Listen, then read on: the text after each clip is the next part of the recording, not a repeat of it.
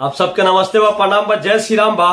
Power star Pawan Singh के कहर से के बचाई कुछ लोग के जो अपना दिमाग में कुछ ज्यादा ही गलत फहमी पाल ले रहन। सोच ले रहन कि पवन सिंह नाम के शेर अब बुढ़ा हो गइल बा, पवन सिंह नाम के शेर अब आलसी हो गइल बा, पवन सिंह नाम के शेर की कहानी अब खत्म हो गइल बा।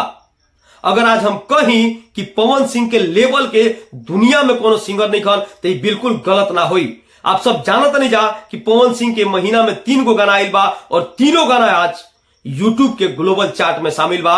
ऐसा दुनिया के कोनो सिंगर नहीं खन कि महीना में 3 गो गाना गावस और तीनों गाना ग्लोबल चार्ट में शामिल हो जाए।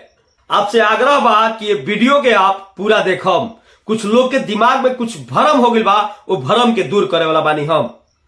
लोग कहेलन कि शेर अगर 2 कदम पीछे खींच ले होके तो ओकर अटैक पहले से भी ज्यादा होके वाला बा, लेकिन कुछ अपना ओवर कॉन्फिडेंस में ये बात के ना समझेलन और दुर्घटना के शिकार हो जालन। पवन सिंह के अटैक का अनुमान यही से लगा सकत नहीं कि महीना में 3 गो गाना लैलन और तीनों ग्लोबल चार्ट में शामिल हो गई।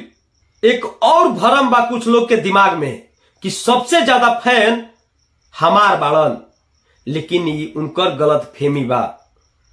पवन सिंह के फैन इतना ज्यादा बढ़न कि आप अनुमान भी नहीं लगा सकत। बस अंतर अतने बा कि पवन सिंह के ज्यादातर फैन साइलेंट होलन और कुछ फैन एक्टिव भी बढ़न तो अपना बात के, अपना स्टार के बात के बड़ी ही शालीनता से केहू के वीडियो पर रखेलन, केहू के पोस्ट पर रखेलन।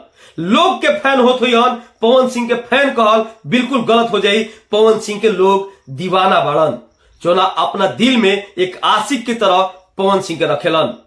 आप यही से अनुमान लगा सकत नहीं कि पुदीना 2 के टीजर एक दिन में 1 मिलियन जा चुकल बा, 100 के लगभग लाइक जा चुकल बा। इ तक खैर मनाई कि पवन सिंह के व्यस्तता के वजह से उनकर सॉन्ग, उनकर प्रोजेक्ट समय पर आवेला। अगर समय पर आ जाए तो बाकी लोग छिटा जाए। लोग आप लोग जानत नहीं जा कि पुदीना 2.0 के टीजर कितना इंतजार कैला के बाद कल आइल और एक दिन में 1 मिलियन व्यूज गइल बा और वो टीजर यूट्यूब के मेन पेज पर ट्रेंड भी कर रहा बा। पवन सिंह के फैन एक बात से नाराज भी रहेला लोग कि पवन सिंह के गाना समय पर काहे ना आवेला, पवन सिंह के ज्यादा गाना काहे ना आवेला। तो आप लोग से बता दी कि पवन सिंह के पास इतना ज्यादा प्रोजेक्ट बा कि कोनो प्रोजेक्ट के कंप्लीट होके में थोड़ा समय लागेला। बाकी में पवन सिंह के टीम के कोनो गलती नहीं है। आप खुद सोच सकत नहीं कि कौन ऐसा कंपनी हुई जो अपने ही प्रोजेक्ट में डिले करी। बाकी आप लोग इंतजार कर लीजा, इंतजार के फल मीठा होला और पुदीना 2 आई तो एकदम सुनामी लेके आई। एक टीजर जब इतना आग लगेले बा तो जब गाना आई तो का करी आप लोग अनुमान लगा सकत नहीं जा। बाकी हमार वीडियो कैसा लागल हमारा कमेंट बॉक्स में जरूर बताई जा। का बिहारी के साथ नहीं जुड़ल तो भोजपुरी के बाद भोजपुरी में करे वाला ये भोजपुरी के बेटा के चैनल सब्सक्राइब करके आप लोग जुड़ जाए जा और वीडियो के ज्यादा से ज्यादा शेयर करी जा।